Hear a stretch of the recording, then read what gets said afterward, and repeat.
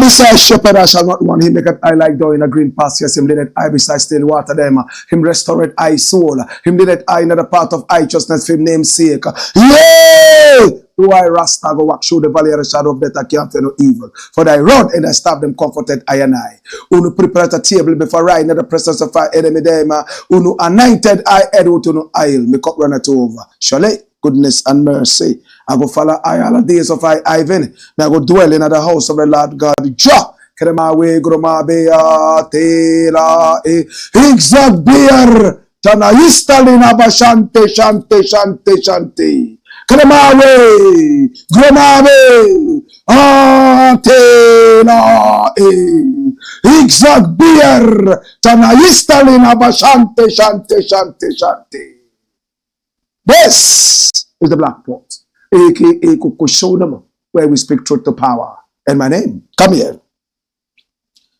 Black Rasta. Now, in every traditional African home, there is a black pot, and each time this black pot sits on the fire, there is something super sumptuous cooking. Ingredients of so many different types, shapes, and sizes, aromas, and even flavors find their way into the black pot. Yes, the African traditional black pot, putting aside all their differences. At the end of the day, they produce sumptuous food to the glory of the whole family, to the glory of unity, to the glory of harmony. My brother, my sister, this is what we do right here. We bring together different ideas, like their ingredients, prepare the most sumptuous, and bring out to solve the problems of our nation, our land, our continent. That is why we call it the Black Pot.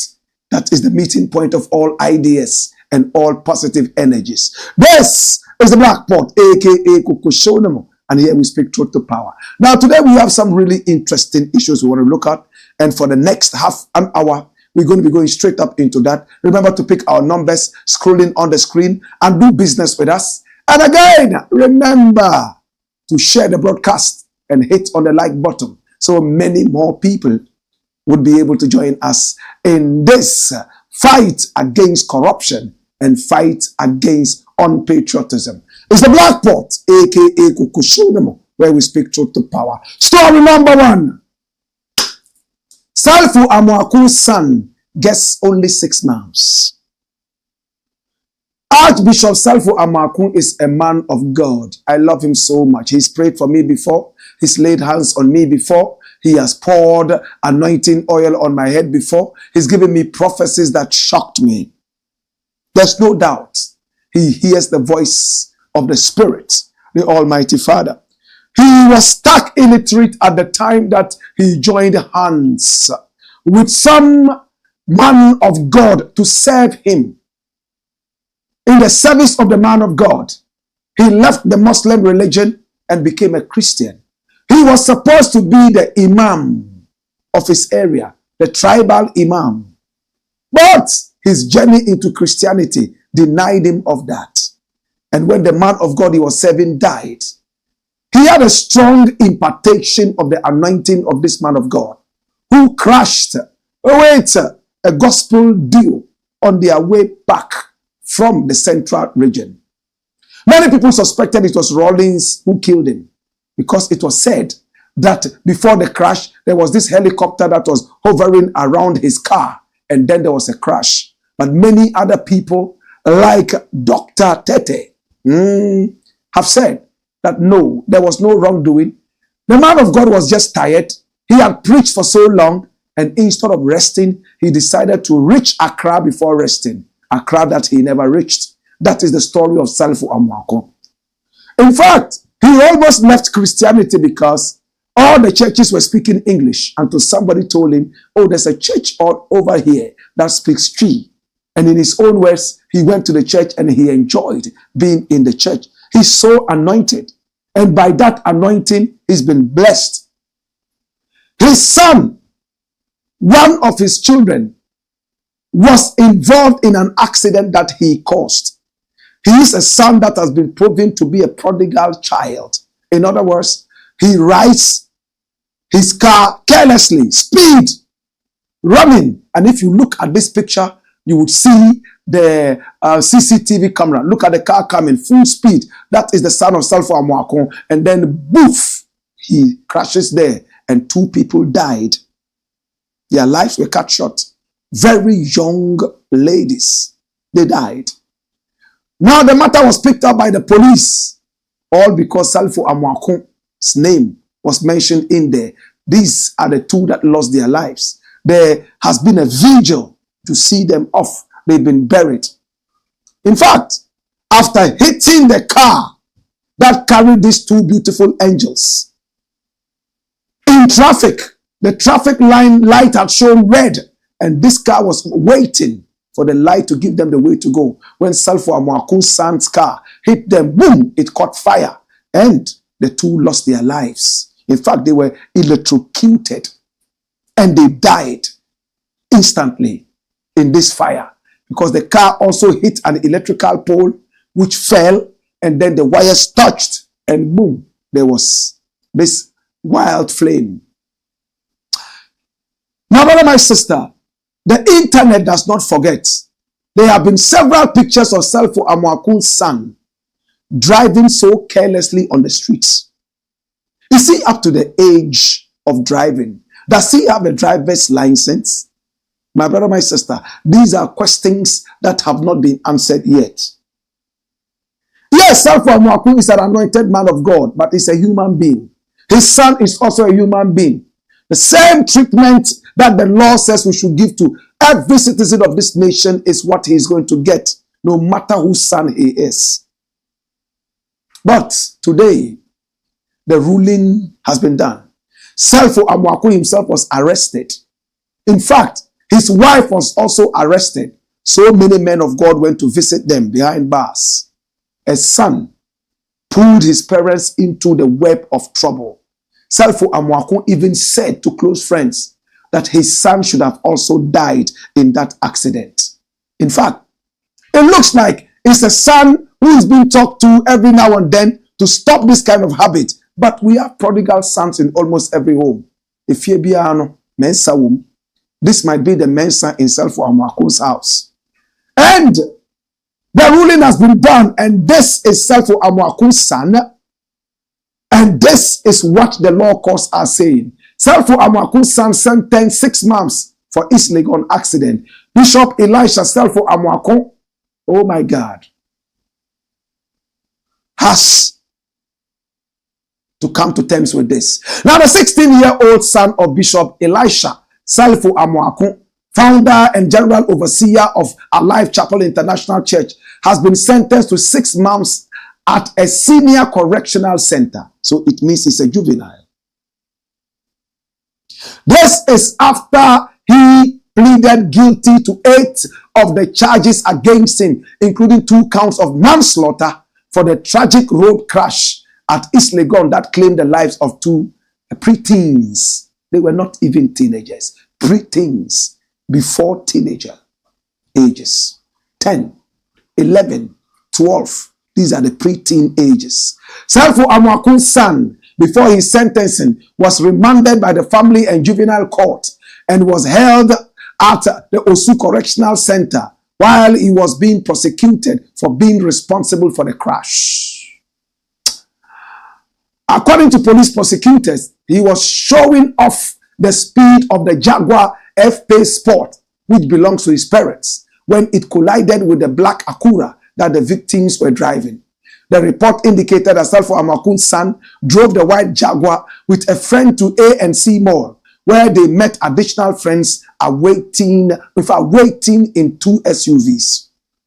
The 3 vehicles formed a convoy with the accused leading in his mother's car, the Jaguar, as they drove through the East Legon area. Now, during the proceedings at the Family and Juvenile Court, the 16-year-old boy initially pleaded not guilty to all charges. The court remanded him into custody, addressing the conditions surrounding his remand and outlining specific directives for his custody and care. Salifu Amoako'S, his wife MAHAMA'S and Linda Bonsu Prempe, a sales assistant, were also arrested following the accident.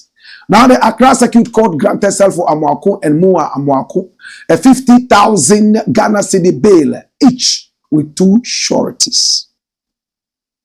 Linda Bonsu Prempe, who allegedly provided the key to the vehicle involved in the accident, was also granted bail in the same amount with 2 sureties without justification. Now, the 3 individuals have been charged with permitting an unlicensed person to drive, so the son had no license, and all pleaded not guilty during their court appearance on Wednesday, October 16, 2024. My brother, after giving the key out, they said they were not guilty. Finally, Salifu Amoako'S' son came out and said, well, I'm guilty of all the 8 counts. In fact, there have been pictures of him driving, videos of him driving. What did the parents do about this? He's been driving. This is not the first time. Why did they not get a license for him, at least to legalize it?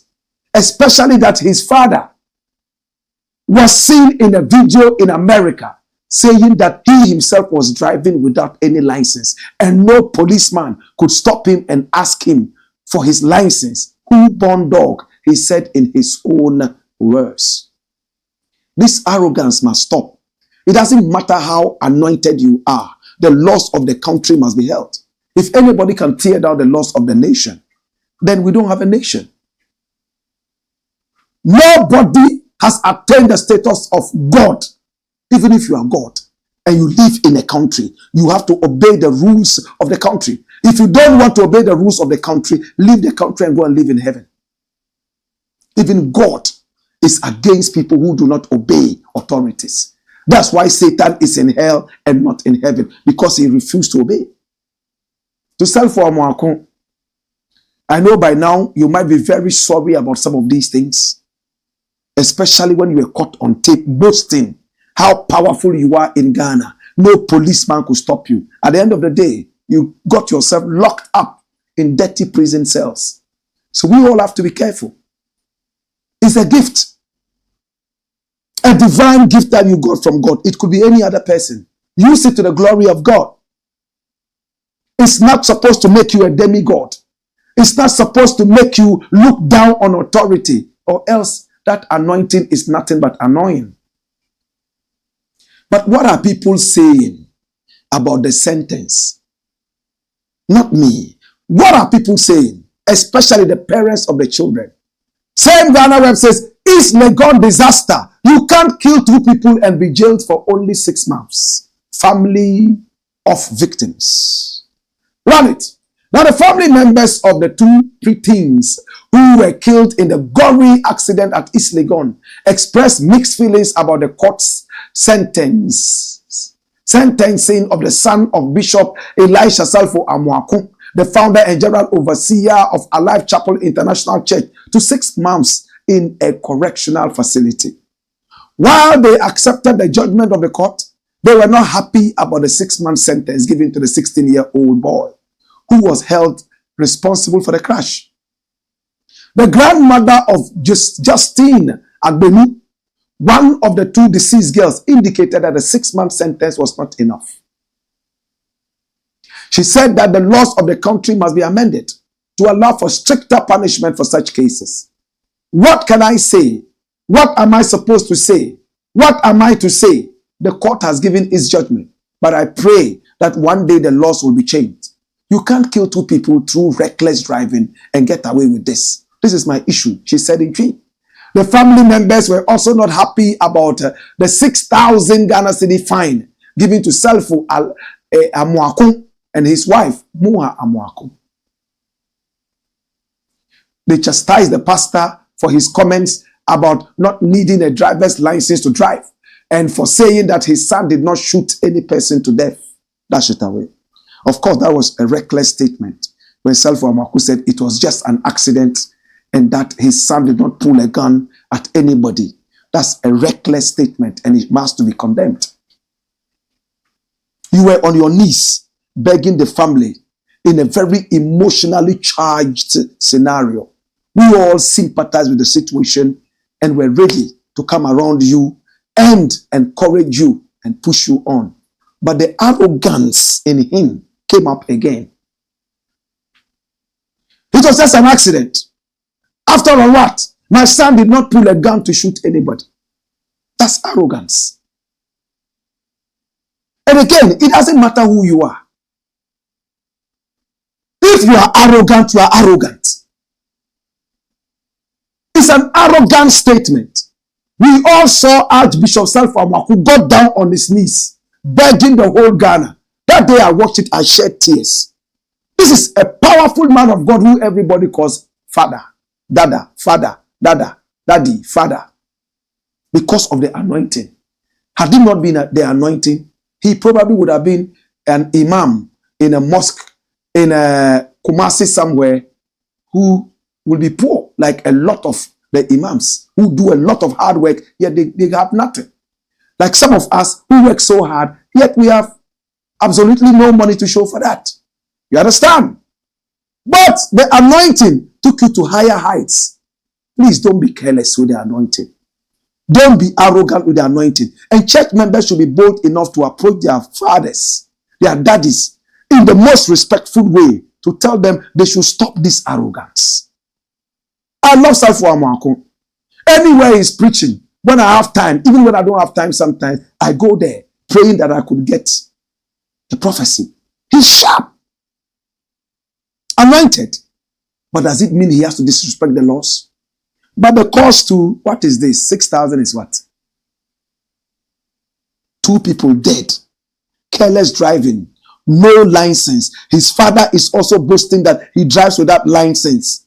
And all you can do is 6,000 in 6 months? I honestly don't believe in prison. I honestly don't. I don't believe in custodial sentences. I'm not that kind of person. Prison, which is supposed to be corrective, is rather being punitive. We take people to prison to punish them. No. We are sending them there to correct them. It's not a punishment entity. So we have to put it in our heads. I pray that after the 6 months, and to the grandmother, please, 6 months is okay. Even if they had given him 1 week, even 1 day is enough. Go and look at the 16-year-old boy. The trauma he has gone through. He's already traumatized that he has killed 2 people at 16. How many more people is he going to kill at 20, 25, 30? He's battling with that. It is this frustration that made the father come out and say, why my father? Why my mother? Why this son should have died? My brother, it's not easy to be responsible for a man's death and do the same. This boy might never be able to drive a car again. This boy might have nightmares all his life till he dies. This boy might not be normal again all his life. So it's not about the custodial sentence. It is not about the punitive measures. He has been punished enough. To Madam Agbenu, look at what I'm saying and you will agree with me. And it's not about the money. 6,000 is nothing. I believe Salifu Amoako'S will not even come and give you 6,000. He's a man of God. He's given me money before. Yes. Salifu Amoako'S, looking at the gravity of what happened, will give you 20 times this thing because he knows what it's all about. Let the 2 families or the 3 families come together, sit down and look at how they can renovate the little 16-year-old. At 16, I made more mistakes than this guy. I was just lucky I didn't kill anybody. To Salifu Amoako'S, God be with you. And to the son, I wish I could come visit you some of these days. Sit with you and let's have a conversation. It's a Blakk pot, aka Kukusunumu. And here we speak truth to power. When we return, give me the next story. Let's look at the next story quickly so we can go quick, right? We have a few more minutes to go. It says, AFENYO-MARKIN'S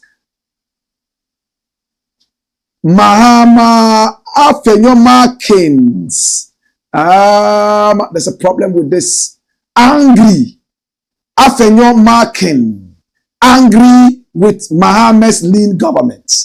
AFENYO-MARKIN. Take it away and correct it. AFENYO-MARKIN. Angry with MAHAMA'S lean government. AFENYO-MARKIN. Angry with MAHAMA'S lean government. AFENYO-MARKIN. Angry with MAHAMA'S lean government. Right? Who is AFENYO-MARKIN? Do you know him? AFENYO-MARKIN is this man whose photograph you see here. He's the majority leader in parliament. Since the NDC won power, he has not been himself. It looks like it's a nightmare to him. Everywhere he goes, he hears voices. At night, when he goes to bed, I believe he hears, hey, hey, hey! And then he wakes up sweating, cold sweat. That's how it is. But I don't know why anybody like him would be surprised that his party lost. Your party had an arrogant president who was not ready to listen to anybody, and all you bootlickers sat around him and did nothing about his arrogance. Today you are shell-shocked that he has lost. What jokers? You guys had the audacity to fly private jets all the way to America and England to bring your MPs to come and vote for the dirty e-levy. You think we've forgotten? You are now shell-shocked that you have lost. You are having nightmares. But what is AFENYO-MARKIN angry about? Run it, my youth. Watch the story. You know what it says? Hey, and be quick. Run the story. Run the story. Run the story. NDC's lean government could leave many MPs redundant in parliament. NDC's lean government could do what? Bring it back. Could leave many MPs redundant in parliament. Listen to this thinking. Let's look at the content of what AFENYO-MARKIN, majority leader in parliament, talking about. This is the guy who said he will never go to the minority side. Today, he is already in the minority side. Arrogance, pride cannot vindicate anybody. Run the story. Alexander AFENYO-MARKIN, outgoing majority leader and member of parliament for Efutu, has expressed concerns about the challenges NDC MPs will face in the 9th parliament. According to him, with the party's intention to reduce the size of government to 60 ministers, many MPs may be left without additional responsibilities beyond their parliamentary duties. In an interview on Joy News, AFENYO-MARKIN explained that about 35 to 40 NDC MPs will become ministers and deputy ministers, leaving around 140 MPs without ministerial appointments.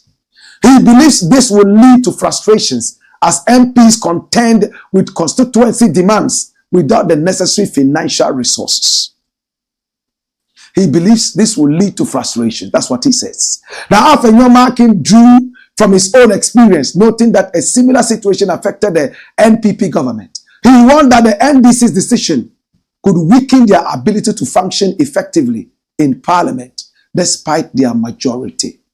NDC has an overwhelming majority in parliament. They have promised a lean government. I can foresee a lot of their MPs being redundant. They promised 60 ministers, and out of that, some would have to come from parliament because of the constitutional custom. So they are going to have about 35 or a maximum of 40 MPs who will be ministers and deputy ministers. And if you take that out of their over 170 seats, they will have 140 MPs who will be redundant in parliament, and they would have, and all they would have to do is come to parliament to do dash it away. Can you see the level of thinking? You see him wearing his suit and tie, you think that he has some common sense, but no common sense. And I'm hurt. This is the majority leader in parliament. What is the difference between this guy and Baumia? His mate's comment and his comment. Common sense is not there. They are there, they see money, so common sense has gone out so they can fill the space with money. So the MP's duty is just to go and sit in parliament and do according to AFENYO-MARKIN'S. Listen to the insults. His constituency should look at this guy again.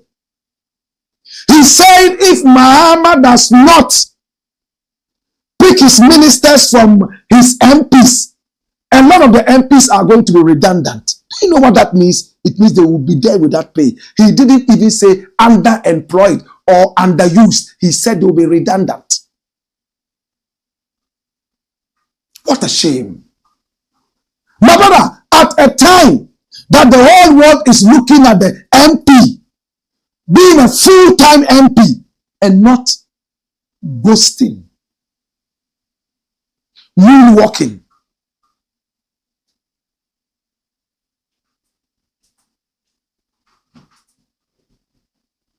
My brother, my sister, we have a lot of MPs who do not do their duties, but they have businesses that they are more interested in. So the parliament is just a conduit pipe for them to do their business. They are moonlighting.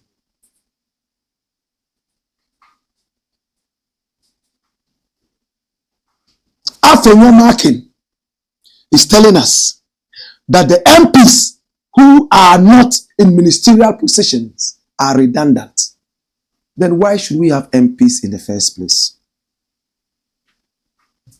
The whole world is looking at a situation where MPs will be full-time MPs because the work of the MP is rigorous. Now the main work of the MP is to make laws for his people. He's not supposed to go to his constituency and build roads for them. He's not supposed to go and look at whose pot does not have tomatoes or onions, so he provides that. No. His duty is to know the problems of his people and go to the parliament house and enact laws, support laws that will support his people to free them from their woes. That is the primary work of the MP. All other such ones are oversight duties, fighting corruption, and some other such things as facilitating loans and so on and so forth for their constituencies. These are supposed to be the oversight duties of the MPs. So when you reduce an MP to just going to sit in the parliament house and say, you have disregarded yourself, look down on yourself, that means any idiot can go into the parliament house. All you need is a voice that can say, These people don't respect the work of the parliamentarian. And he is a parliamentarian. Not just a parliamentarian, he is also the majority leader of his party. Baumia said he was only a mate.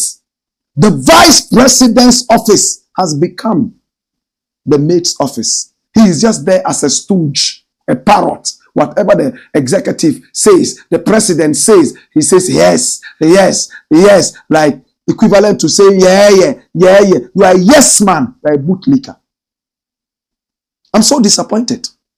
This guy looks like somebody who is learned. But after they lost the elections, I think he got short-circuited in his brains. He doesn't make wise statements anymore. My brother, take it easy. Anybody could be defeated in any caboodle. It is your turn to receive that backlash. Go back home, take a good shower, take a good rest, and free your mind. Come back more intelligent than some of these things. We don't need these comments. They don't help us. Must Mahama, by all means, pick MPs and make them ministers? No, sir. The MPs work, if they do it well, is very, very tedious. Constituencies always want you to be there. It is time to be there. Interact with them. Make sure that you get to parliament on time, rather than giving us the excuse every time, oh, you were busy doing this because you're a minister, because you were this and that. You hardly come to parliament. No, it is now time to mark the register with iron hands. Make sure they are in parliament and make sure they are on time. Make sure they leave on time. Make sure they do their work diligently. Come here and dash him away. It's the Blakk Pot, aka Cocobod. When we return, we will be talking more. Send your messages in, we'll read them as well. Hey!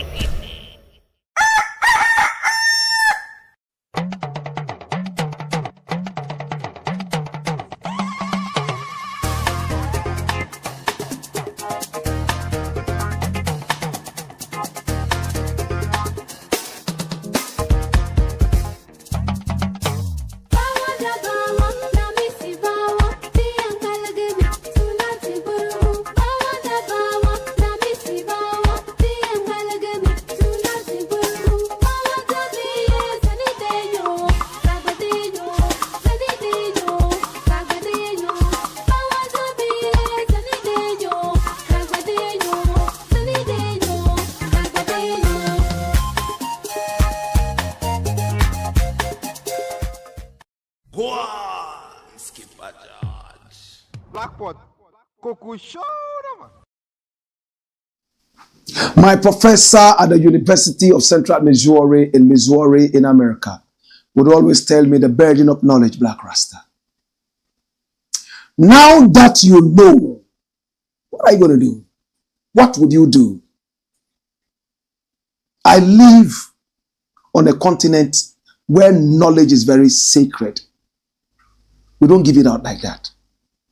You have to worship an old man for 7 trillion years. And when he's about to die, we tell you, see, this is door, this is door. If you open the door, you look on the left side, you will see a certain tree, and that tree,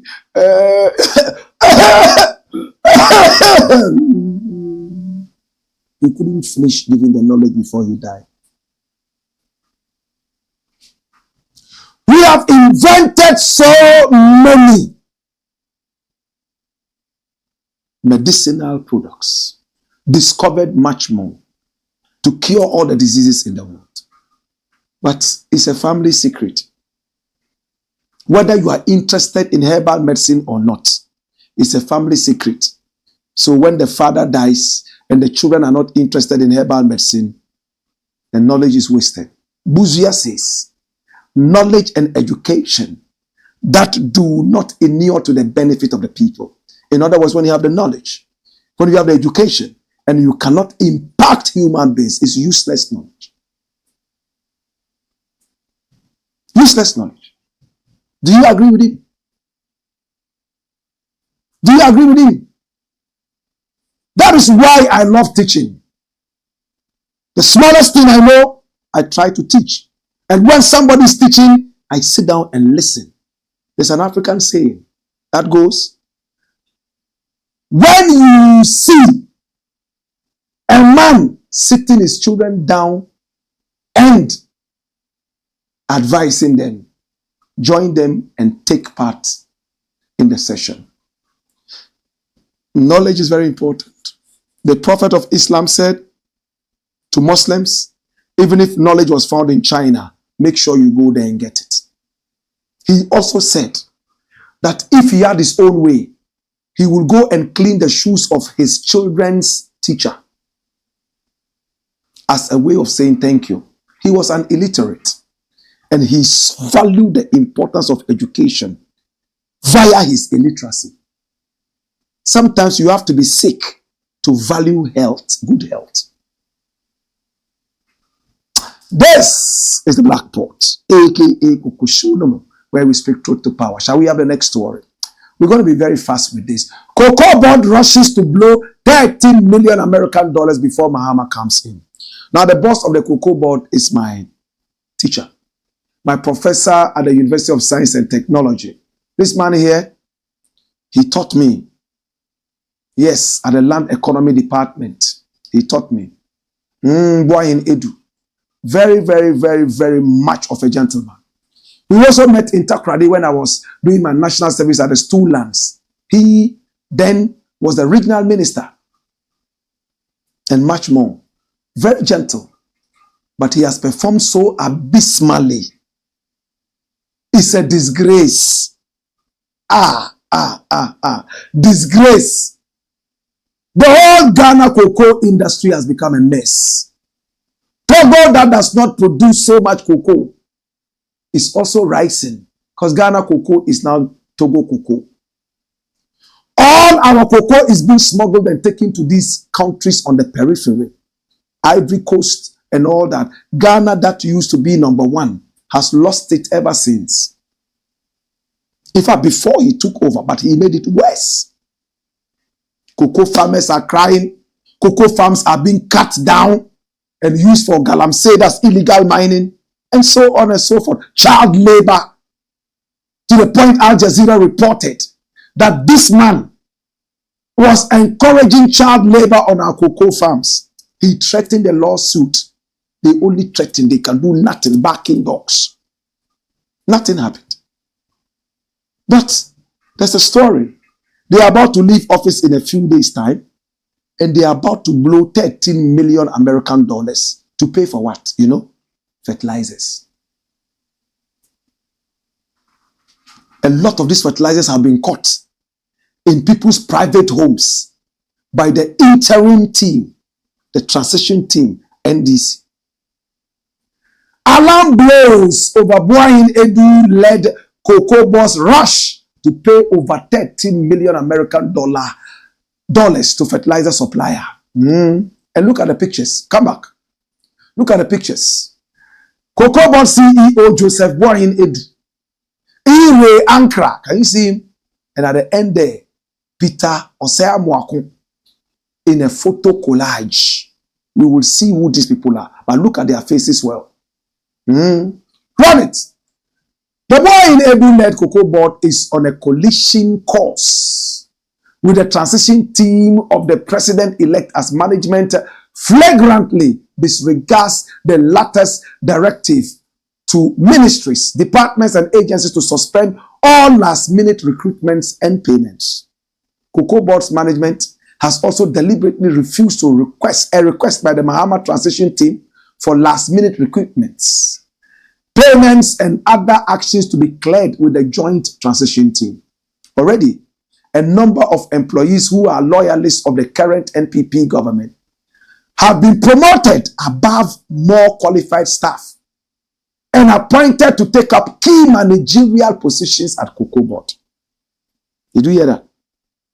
NPP loyalists who are getting out of power have been promoted above people who are even more qualified than them. They have been given managerial positions, not just managerial positions, key managerial positions. Run it, my youth. Worse still, a document intercepted by ClassOnline.com has exposed collaborative activities by the chief executive of Cocobod, Joseph Boahin Edu, deputy chief executive in charge of finance and administration, Mr. Ire Ankra, and director of finance, Mr. Peter Amoako'S, involving the payment of 1.12 million American dollars to AFENYO Limited. AFENYO Limited. The company was expected to supply Cocobod with 250,000 50-kilogram bags of Asase Hene fertilizer at a unit cost of $52.50 per bag. Did you see that? Yes. And they gave the invoice out.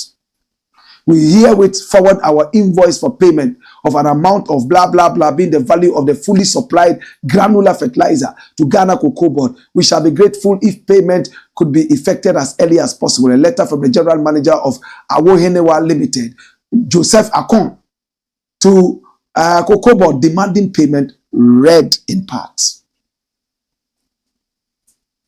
That's it away. So, we are discovering fertilizer, a lot of it in people's houses, which are unused, maybe about to be stolen, smuggled. We hear that our fertilizer is being smuggled to other countries, and we are importing more and more to the tune of 13 million American dollars. Are we sick in the head or sick in the chest? Which one? Choose one. And my former teacher, well, my teacher, a teacher is always a teacher, with all respect. He's at the helm of this. He's destroyed Ghana Cocoa. Well, I'm glad that the transition team is working on this. They have been able to intercept all the fertilizer that was supposed to be stolen. The gold that was supposed to go to Dubai, they said one had already taken the lead via KL, but they have been able to intercept more.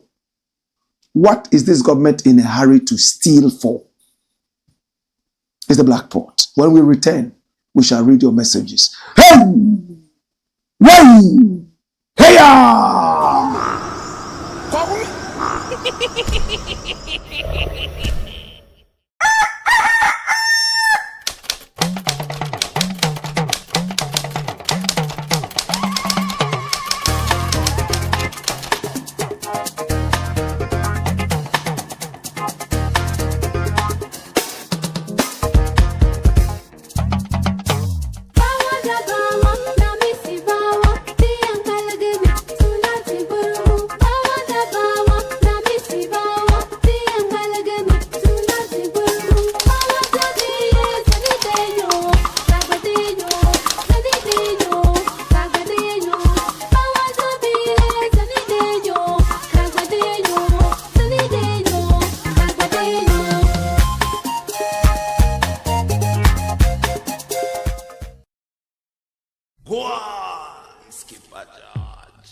Blakk Cocoa show, man. It's the Black Pot. Shall we see your messages now? Keep them coming in. We are live on Facebook, also live on YouTube. Our numbers are scrolling on the screen. Time to do justice to this. JDSGHS, greetings, Blakk. We are live. More fire. Says Blakk, thank you for not giving up, and God bless you for keeping keeping the motion forward. Big up.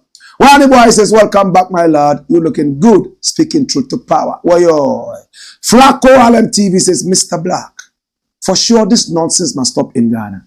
Even Movado's son, not up to 18 years, was jailed for life for killing one man because he shot and killed someone. Which one is different from this? Or die be die.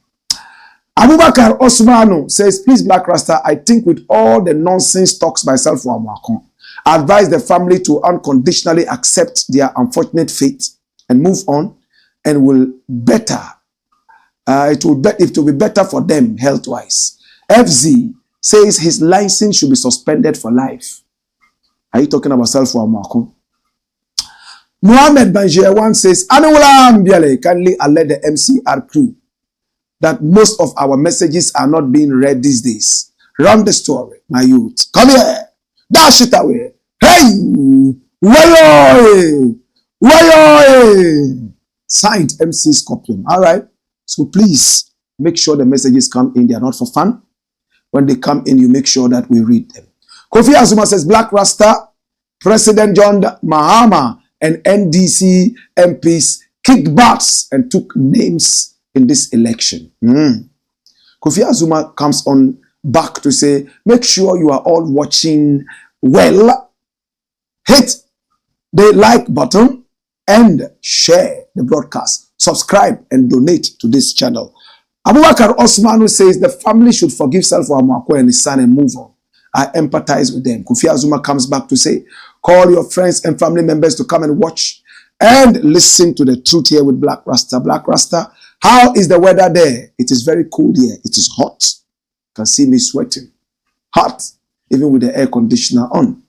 Kofi Azuma says it is free to click on the like button and subscribe to this channel and also donate to the channel. Yes, Black Empire Media. And he says, Blakk Rasta, what's going on with Paul Adum and Jean Mensa? Well, Jean Mensa today had a press conference where she was talking about some updates of the election, disputed areas, and so on and so forth. Paul Adum Ochiri is back in Ghana. That's if he traveled at all. And he is also back on TV. All right? I'm glad he did. There was no need for him to go anywhere. Maybe he went for family reasons. Ghana is not that kind of country where people start running after you to kill you. No. If you have done some wrong things, certainly you pay legally. West method. Bless up boss. Black port to the world. So Lejima Wena, long time no see. Says good evening, Blakk Rasta. Welcome, more fire. Mubarak. MBK says power to the people. Michael Winner says bless up messenger, keep it burning. Dennis Adombila says more fire. All right, so more comments will be coming in. Yes, before we close the show, last message. McDAN in trouble as NDC wins power. Well, there's a man called Raymond Archer. He used to occupy the Trade Fair Center. McDAN went in there, and for some reason, there was a demolition, and Ray Archer was affected. But Ray Archer read political meanings into this and told McDAN that when the NDC comes into power, better still, he should pray that the NPP is in power forever. The day that the NPP gets out of power, he would face justice. And now the NDC is in power. NPP has lost power.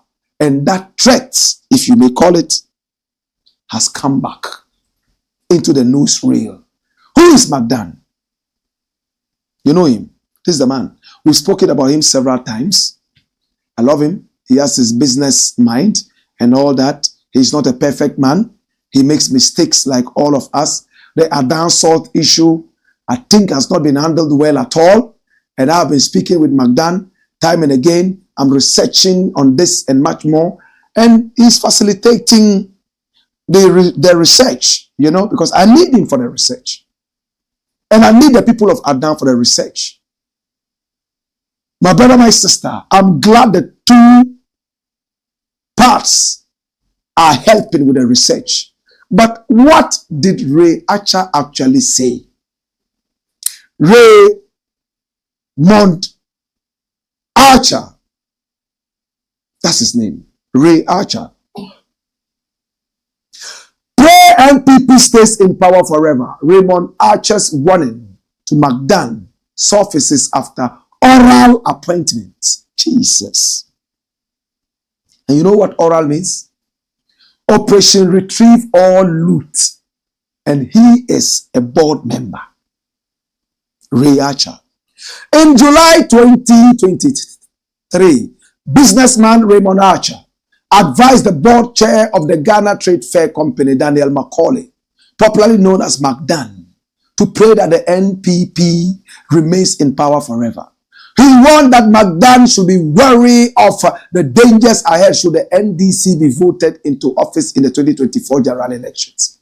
Now, the businessman, who had his multi-million-dollar company demolished years ago, said the NPP was fond of collapsing businesses they think belong to supporters of the opposition, the National Democratic Congress. He alleged that businesses of NPP supporters, including the McDAN Group, were given prominence to thrive. Speaking on Radio Gold, Raymond Archer said, now they came for my business. McDAN, he has to pray, you know. I don't talk too much, but he has to pray that his government stays in power forever. Now he asked the McDAN Group, a whole lagoon, natural resource was seized and given to him and all those people who lived on that lagoon. and I understand about 4,000, 5,000 livelihoods have been taken and given to one man. And he has McDAN Aviation, he has mining, he has electrochem, he is building his empire while trampling on other people. That is who they are and what they have always done, he stated. His statement was in response to an interview by McDAN where he accused the current Ghanaian youth of being lazy and sleeping too much. It will be recalled that officials of Ghana Trade Fair Company Limited in 2020 pulled down structures belonging to different companies following a redevelopment project at the Trade Fair Center. Raymond Archer, who had his companies Universal Labels and Packaging Company Limited, Unipack, and Color Planet Limited, also saw his properties demolished. According to him, a court had placed an injunction to stall the demolition exercise. However, authorities of the Trade Fair Company Limited carried out the exercise without prior alert. He noted that he legally acquired the property. Therefore, the actions of the authorities are unjustifiable. Well, chickens are coming home to roost. Me, I like justice. If it's true that McDAN wrongfully trampled on other people's property in order to build his own empire, let him go down. It's time to go down. But I am sad that we have to wait for one government to come into power before we get justice. That means justice is actually conditional. If this party is not in power, no justice. If that party comes into power, then we have justice. It looks like our justice system is a joke. It looks like our motto, Ghana motto, is nothing but a joke. It's a joke. My brother, my sister, Raymond Archer says when a party comes into power, I'll show you where power lies. McDAN has been giving a lot of poor people's food, allegedly. And he's growing bigger and fatter, whilst people are getting thinner and dying. Can we investigate this? But no witch hunting. Investigate it properly. Please, let the law talk. Proper investigation, not witch hunting. Well, McDAN told me that he didn't do anything wrong. He said they had given notice to Raymond Archer over and over to relocate, but he refused and stayed there trying to use the media to fight. But at the end of the day, they had the court notice to go there and demolish the thing. According to McDAN, if Raymond Archer felt that it was wrongfully done, why didn't he go back to court to tell the court that you gave a stay of execution, but look at what happened to me? That's what McDAN told me. Shall we see justice prevail? It's the Blakk Pot, aka Cocobod, where we speak truth to power. Shall we look at your final messages and we are done? All right? Kofi Azuma says, Blakk Rasta, thank you for the work you are doing for Ghana and Ghanaians. Says Blakk Rasta, we need to get everyone watching this live stream to click on the like button and subscribe and donate to this channel. Says Blakk Rasta, you have to hook up with the Blakk College and the universities in the US. Okay, the Blakk colleges, right? All right. Well, if you have any links, you can also, link us and we will follow up. Abubakar Osman says, Blakk Rasta, how do we NPP expect to win with people like KT Hammond, Wuntumi, Maurice Ampao, Abronye, Kofi Juma, Oketechie Frifa, AFENYO-MARKIN'S, and Uncultured Napo? Well, it's a question for the gods. Kofi Azuma says, Blakk Rasta, thank you for the work you are doing for Ghana and Ghanaians. And then, well, it looks like we've seen this. Francis Ampim says, more fire. No one is bigger than the truth.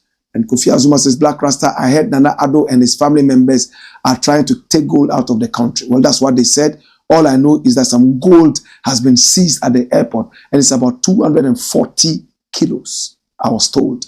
Faisal Nuruddin says, good evening, Blakk Rasta. All right? Alaji bin Yurbu Shalisa Vulugu is here. And he says, well, Philip Etonam Amebeji says, the MPP government must stay in opposition for the next 1,000 years. They lack conscience. Anagbela Afare says, Salaga soldier. Philip Etonam Amebeji says, Black Rasta, I love this show. And we love you too. All right. More messages. Alaji Buyurbu Shale Savulugu says, good evening, Black Rasta, watching you live. The only one Black Rasta. Yes, the African. Harun Bio says, keep the fire blazing. Mark Romeo Ofori says, watching you from Oakfield. All right. Blessed love. And how's the cold treating you? Alaji Buyurbu Shale Savulugu says, Black Rasta, God will not curse Ghana in MPP government again. Well, I want to believe that I know what you're talking about. All right? Are we done? We have more messages. Kofi Azuma says, Black Rasta head Nanado and his family were trying to take gold out of Ghana. I think I answered that. Faisal Nuruddin says, good evening, Black Rasta. No Bab says, McDAN, you have a missed call. No Bab says, hi. And then, hello, Mr. Kofi, I greet you, senior. McDAN, NDC is in power. And Kofi Azuma says, no Bab, how are you doing? No Bab says, thank you. And I am well. My boss, God has been grateful and graceful, right? I hope you are doing great. Kofi Azuma says, no Bab, I am happy to hear that. Thank God for you. I am doing good and well by God's grace and mercy on our land. And at our end, right? It's the Black Pot, aka Kuku Show. I want to say thank you so much. I appreciate you. We love you. We wanted to do 30 minutes, but we've done more than that. Forgive us. God bless you. It's been the Black Pot, aka Kuku Show. Share the broadcast. Hey! Hey! Hey!